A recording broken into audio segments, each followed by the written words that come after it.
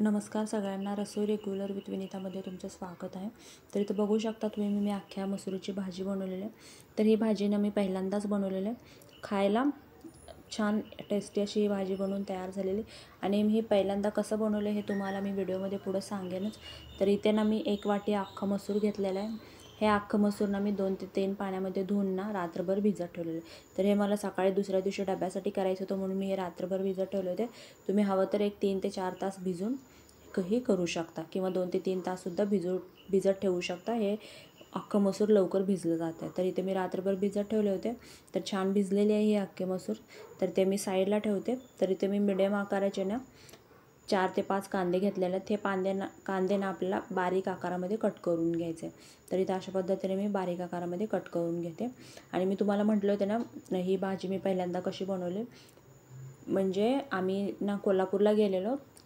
नुकतंच येताना कराडमध्ये हे कराडमध्ये हे फेमस आहे असं कळलेलं. तर कराडमध्ये मी हे पहिल्यांदाच ऑर्डर केली. म्हणजे कराडमध्ये आम्ही जेवणासाठी थांबलेलो तेव्हा इथे मी हे अख्ख्या मसुरीची भाजी खाल्लेली. तर मला खूप आवडलेली. म्हटलं की ह्याचे व्हिडिओ बनवून मी हे करणार. पण व्हिडिओ केले मी हॉटेलमध्ये जसं होती भाजी त्या पद्धतीने तर नाही झाली, पण त्या पद्धतीने करण्याचा मी प्रयत्न केलेला आहे. पण छान झाली ती खायला.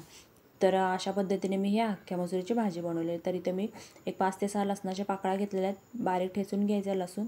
आणि इथे गॅसवरती मी कढई ठेवलेलं आहे. त्यामध्ये 3 ते 4 चमचे तेल ॲड करायचं. तेल छान गरम झाले की त्यामध्ये मी इथे अर्धा चमचा जिरे छान तडतडले की त्यामध्ये लसूण बारीक ठेचलेला आणि लसूण छान परतून झालं की त्यामध्ये बारीक चिरलेला कांदा परतून घ्यायचा आहे.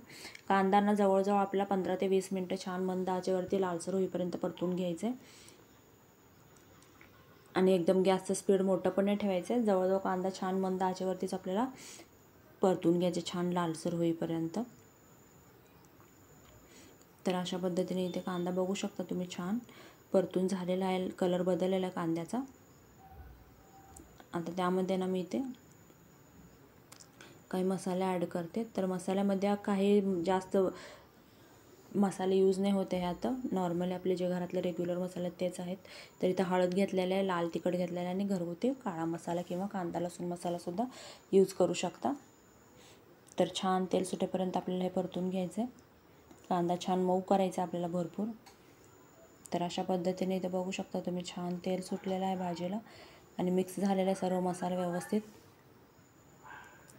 त्यामध्ये इथे मी जे भिजत ठेवलेले जे अख्खं मसूर आहे ते ह्यामध्ये मिक्स करून घ्यायचे.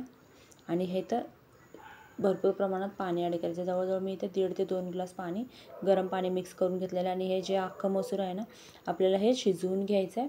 हे शिजायला जवळजवळ 20 ते 25 मिनटं तर लागतात. आपण जेवढ्या उशिरा शिजवू तेवढी ही भाजी छान बनते.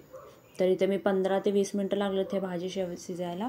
तर हॉटेलमध्ये ते काय करतात भरपूर उशिरा शिजवतात. म्हणजे कंटिन्यू ते असं चुलीवरच असते म्हणून ती भाजी एकदम छान लागते. तर इथे गॅसवरती मी बनवलेलं आहे. मग त्या हिशोबानेच मी 15-20 मिनटं शिजवलेलं आहे. तर भरपूर आपण जेवढा वेळ शिजू तेवढ्या उशिरा हे शिजवलं आपण जेवढ्या उशिरा शिजू तेवढी ही भाजी छान ग्रेव्ही छान बनवून तयार होते. तर अशा पद्धतीने मी अख्ख्या मसुरीची भाजी बनवलेली आहे. कसा वाटला तुम्हाला व्हिडिओ? जर हा व्हिडिओ आवडला असेल तर व्हिडिओला लाईक करा आणि भरभरून सबस्क्राईब करा. धन्यवाद.